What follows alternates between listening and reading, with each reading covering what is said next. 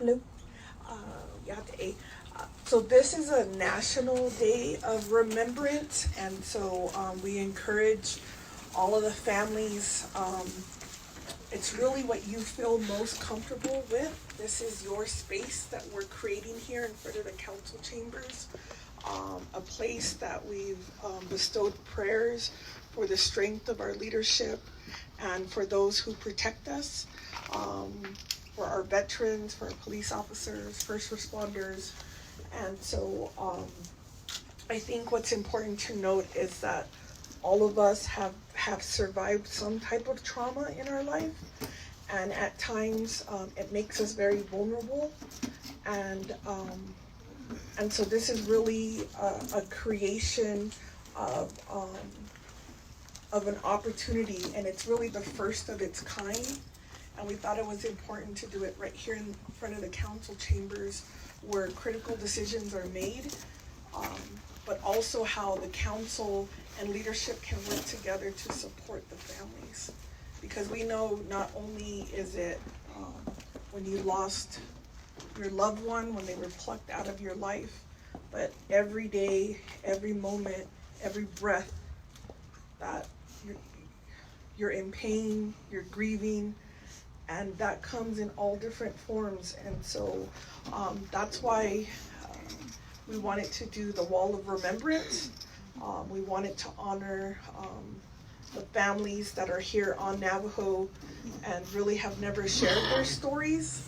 And then also the opportunity for all of us to know that you're not alone in the trauma that you're facing. In some events I do share our own family's trauma and how we have dealt with violence not only in our families but in our communities, and we know the impact that it has on our children, the impact that it has on our workers, and so what we wanted to do was create this healing kind of circle. I think I didn't properly introduce myself because I was just going to do a quick announcement. But Shay Kia Ani Nishle do Bilagana Bashichin, Deschini de Shiche do Bilagana de Shamile, Shay Amber Kinas Bakrati in this year. Tohat Soy de Nacha. I was leaning over, I should just, sometimes I'm silly. So I represent on the council Sheep Springs, Two Gray Hills, Tolina, Sonosti, Red Valley, Ko, Gadiai.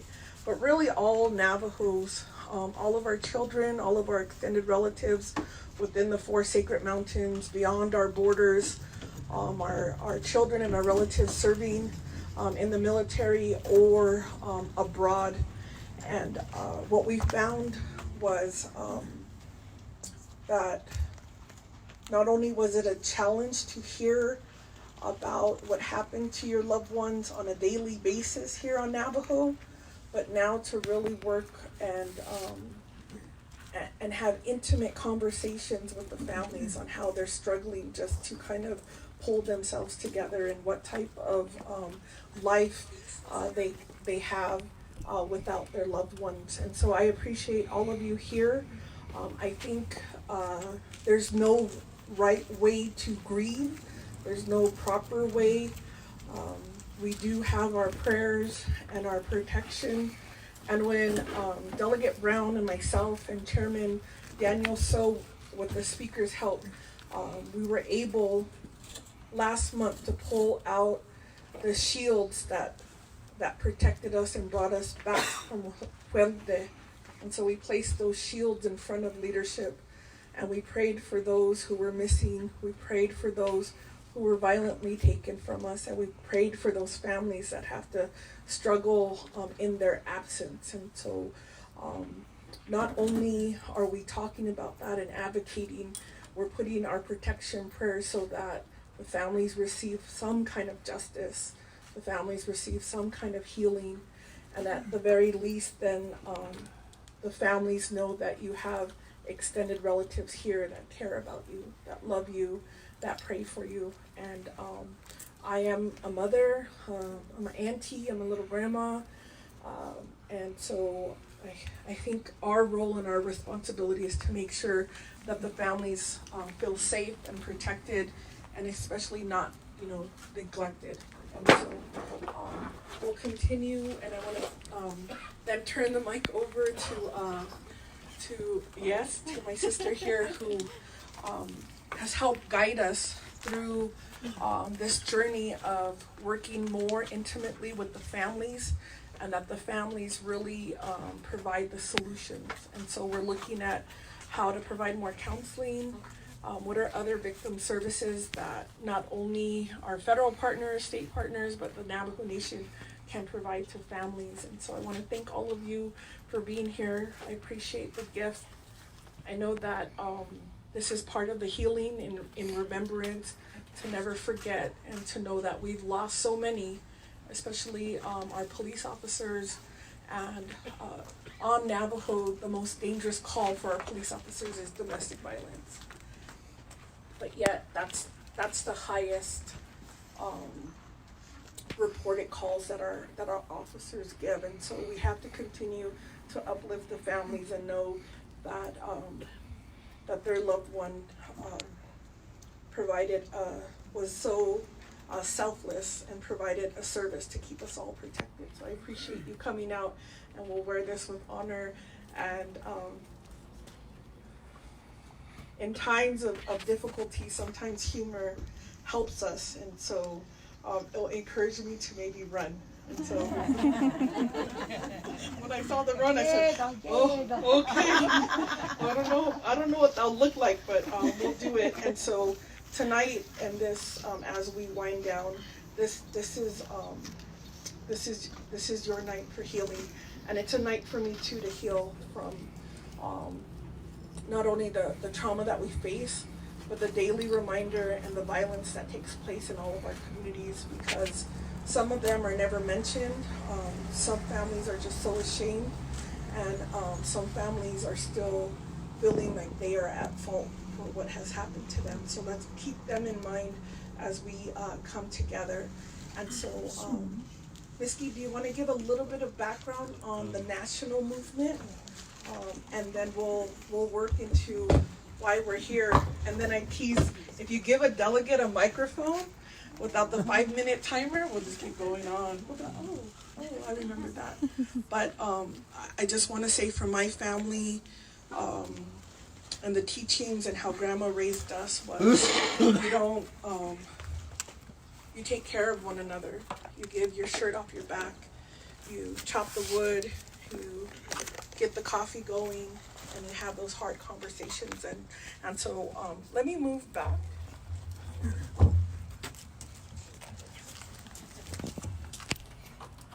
And as more come, so Miski, I'll keep talking, Miski. I'll say like how we went to the federal conference on Monday, and I'm telling the FBI and U.S. Attorney's Office to return our phone calls. You want to talk off of that one? Okay, let me turn this one off. Yeah. Is it working? Okay. That's A. Good evening, everybody. She Miski Yanabayu. Gatsati Inishia. My clans is Nanish Ejidine, and I was born into the Mexican tribes of Mixteca and Chichimeca Mexican, and also Potawatomi from Kansas. I'm originally from Oklahoma, but I do live in New Mexico. I'm also the founder of Navajo Nation Missing Persons, and Missing Persons of the 21 Pueblos, and Missing and Murdered Indigenous Relatives. Today is the national, hold on, I'm sorry. Let me do this. Today's a National Day for Remembrance of Murder Victims. This was in 2007, Congress designated September 25th as National Day of Remembrance for our murder victims. So this was started from Robert and Charlotte Hungary from Cincinnati. They formed a parent of murdered children following a 1978 murder of their 19-year-old daughter, Lisa, while she was studying in Germany. The annual day of observance is on the date Lisa was murdered. The annual National Day of Remembrance for Murder Victims gives us all an opportunity to remember those that have been lost to homicide and to also honor their names. So this is something national. I thought I did bring this up to Council Delegate Amber Crotty that we needed to do something for the Navajo Nation. So I'm very glad she actually listened to what I was complaining about on social media. And, you know, this is collaboration when we all work together and we get events like this started so that everybody has an opportunity to share their stories. Although it's nationwide, we want to make this on our own reservations and hopefully throughout all other reservations and tribal communities. So I want to thank everybody for coming out here today. I know it's going to be very hard to share your stories, and it takes a lot to do this, but it's also a healing time for all of us. So that's the reason for today being National Day of Remembrance for our murder victims. And I wanted just to be able for everybody to come up here and share their stories. I guess I can start off with mine. Today I'm remembering my family and friends.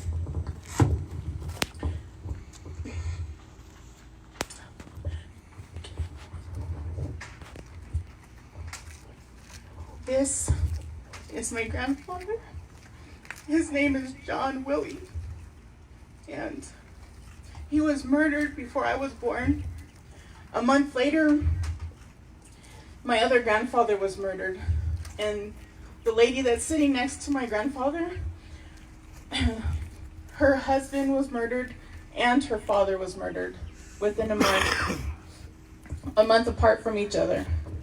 But I must say that my grandmother is very courageous. Even though I wasn't there when my grandfather was around, it still hurts us. And this is the trauma that we have to face as grandchildren. I wasn't able to meet him. I can only hear the stories of him. I don't even have a picture of my other grandfather. This is the only picture that my family has of my grandfather. The only picture. So I treasure it. But the other people that I have here, thank you, is my grandfather's name was John Willie. This is him. My great-grandfather's name was Frank James. That was my grandmother in this picture. That was her father. And also a good friend of mine, Vinny, and also Christopher Gray Eagle. He was murdered a couple years ago at the McDonald's in Gallup. And Vinny was murdered in Gallup. He was left on the side of the road, severely beaten. And from what I know so far, his case has never been solved. Christopher's case was solved immediately. And then I also have my uncle, Patrick Williams. His case has never been solved. He was beaten and nobody came forward. So to this day, we wonder who did it. And we know that he or she walks amongst us and we don't even know who they are. And Oliver, he was one of the best friends I had in high school. He was from the LGBTQ community, and he was severely beaten and left to die at the travel stops at Pilot, and I know that's about 15 miles west of Gallup. So I know that everybody that sits here today is a survivor of trauma, and this list right here are the people that I have lost and that I remember today. So I want to go ahead and pass this mic over to John Willie, and I know he might want to say a few things, and then after John, we would like to have Susie Vanessa Dundon. She's also going to share a few of her stories. She's also the founder of Missing Flowers, another organization that that really helps out Navajo Nation missing persons. I'm so blessed to have met her along with John and his father.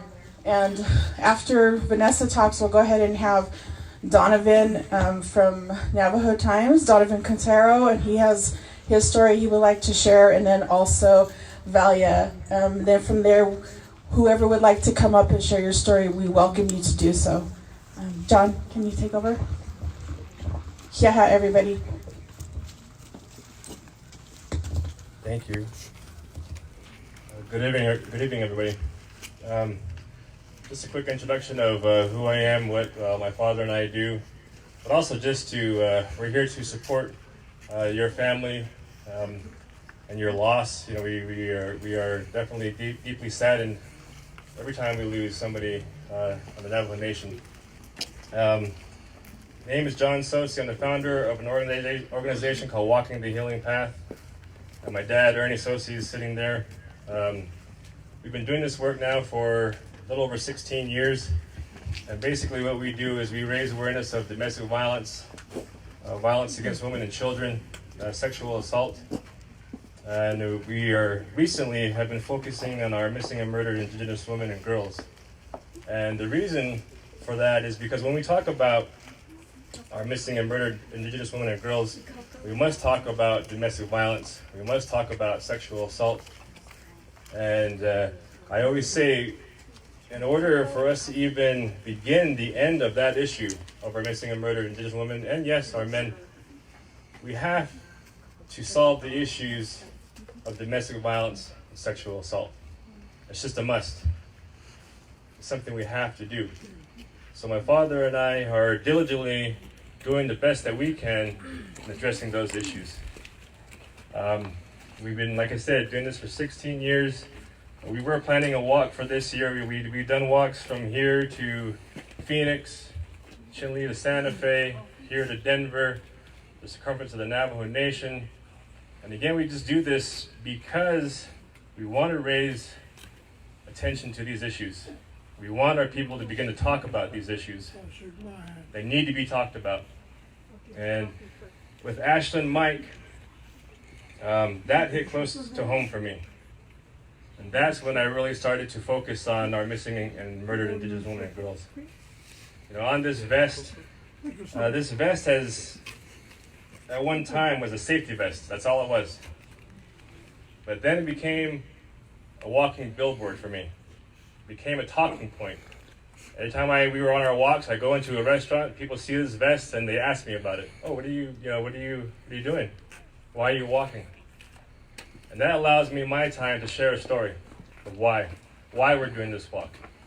On the back of this vest, I have photos of 3 individuals. One, Ashland Mike, Sherry, and Ashley, which is Donovan's relatives, Priscilla, my friend there. I wear those humbly because I feel like at times I am their voice. I am their voices. And it's important that their voices are heard. It's my way, it's my dad's way of giving back and being those voices. And it's my hope, and I know there too, this family walked with us on our walk to Shiprock, so I appreciate them as well. They were there with us on many days of that walk. And I really do appreciate anybody who supports us, as well as Ariel's sister. She was with us. Meski, Vanessa. All these individuals have, at one point or another, supported us, and we appreciate that. We really do, because as Meski said, it takes a community, it takes us to unite and work together in order for us to address these issues, in order for us to begin to live in a positive manner. So again, I don't want to take up too much time. I'm here to support you all in your movement to mourn the losses in your family. My father and I just know that we are here for support. Know that when you see us walking, if you ever see us walking, we are walking for you. We are walking for your family members. We love you all. I always say that I love my people. I really do. I love this work. I know this is my calling. This is what I was meant to do. And I take it very seriously. That we have to address these issues. And that's all I work for. You know, I have a daughter, I have 2 sons, and I work for them as well. My passion All that I am is because of my children. So with that, I just want to thank you guys again. That we are here to support you. Thank you very much. God bless.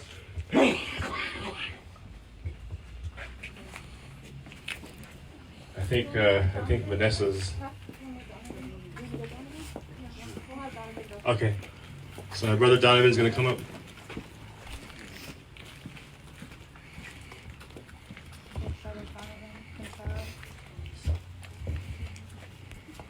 Hello, my name is Donovan Quintero Gate.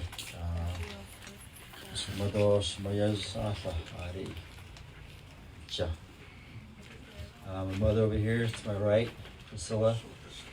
She's wearing what do you call those again? I forgot. I call it the graduation ribbon. I don't know. Officially.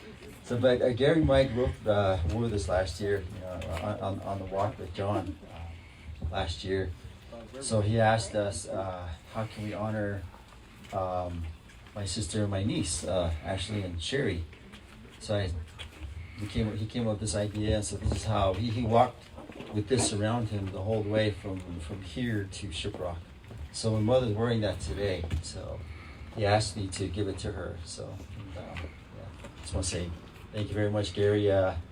Hopefully you get to see this video on Facebook somewhere. Also to my left here is my Aunt Angie, my Aunt Anna. So we're all from Granada originally. We pretty much live and work and just like everybody else. And I don't want to say too much. I know we're kind of short on time here, but June 28, 2016 is when my sister and niece were murdered.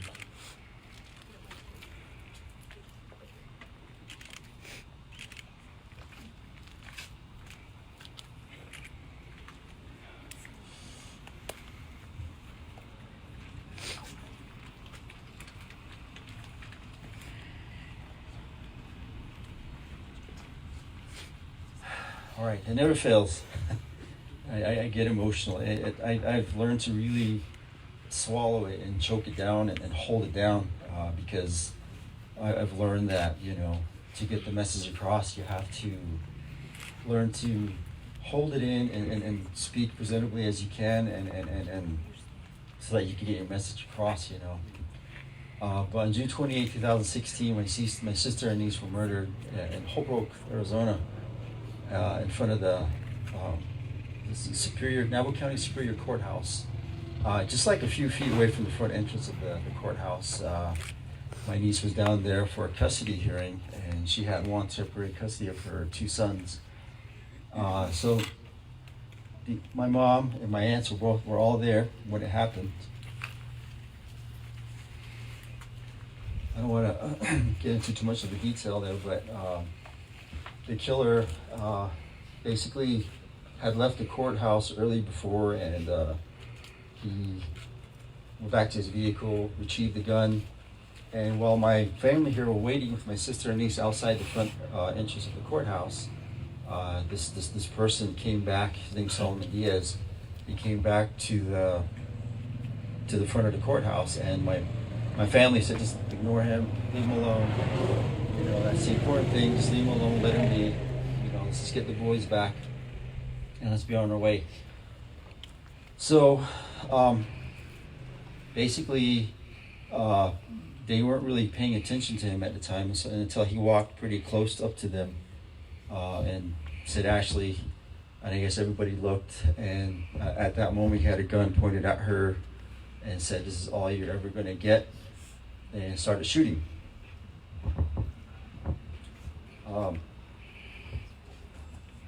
Yeah. So, and my sister lunged at him, and he started shooting her, and my niece died instantly, and my sister succumbed to her injuries, but she also died at the scene. My aunt Angie was shot in the calf, her calf, and she was quickly, and a bullet grazed her hip too as well, and she was taken to the hospital, Flagstaff, and so, but ever since then, I've carried a lot of emotions, including anger, sadness, traumatic emotions, I guess you could say, just loss. Since then, I work at the Navajo Times, as some of you have heard. I work there, and I really started using that as to really try to help other people. Like with Gary Mike, for instance, with when he lost his daughter, I really got close to him. I really got close to Darlene Peshlikai, who lost her 2 daughters to a drunk driver. They were murdered by a drunk driver in Santa Fe. And just, unfortunately, that type of news I've really kept on top of. I didn't mean to. It was just more of an accidental thing, but now it's become more of I'm driven by it. I really want to tell their stories. I really want to try to get out there and highlight, these folks who are missing. Fortunately, if there is such a thing here, for us, at least a murderer is behind bars for us. And, that there's a little piece of mind there for us, knowing that, when we go to bed, that he's hopefully, knock on skull here, he never gets out, So that's pretty much what we do, and this definitely has changed us, and I really hope that here, this little bit of time, that all of us learn to come together more often, and I've been talking to Amber Meske about trying to form a support group for parents, family who have lost their children, so that, because I hear parents out there, I hear them about how they're missing their child, and it hurts me because I see my mother go through that. And as a son, all I can say is I'm here, I'm here, your child's here. But I can't relate to what she's feeling. So, but I know other parents who lost their loved ones, who lost their child, their children. My dream, my hope is that we form a group for these parents so that they have a place to go, they have people to talk to. So that's what I want. That's my main focus. So thank you very much. I don't know if you want to say anything.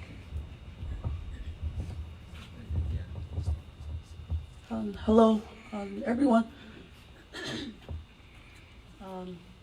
Like Amber says, humor, it's always better. Like most of you are just wearing summer clothes, and look at me. I'm all ready for winter, and I have my water, I have my gloves. So, and my son pretty much went over what the 3 of us witnessed, and it's really something that you will never, ever, ever forget, especially seeing your child shoot down like that or shut down like that right in front of you. And there's absolutely nothing you can do about it.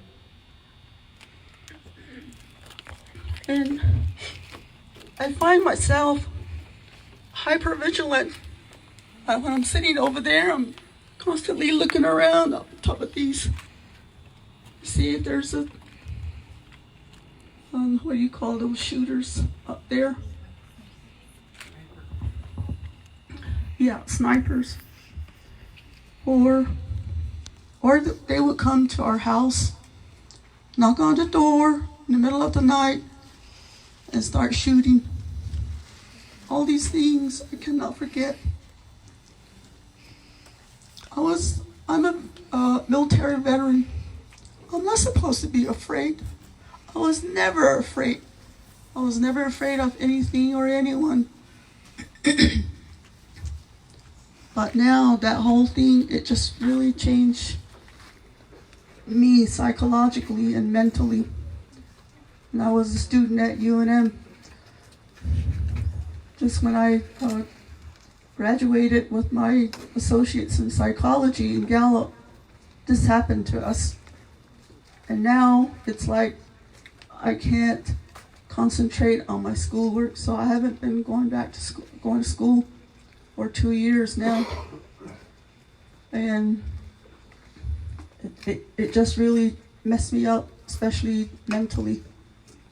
It's like I'm just too dumb to learn anything else. So that's how I feel sometimes. So I just didn't go back to school. That's what it did to me.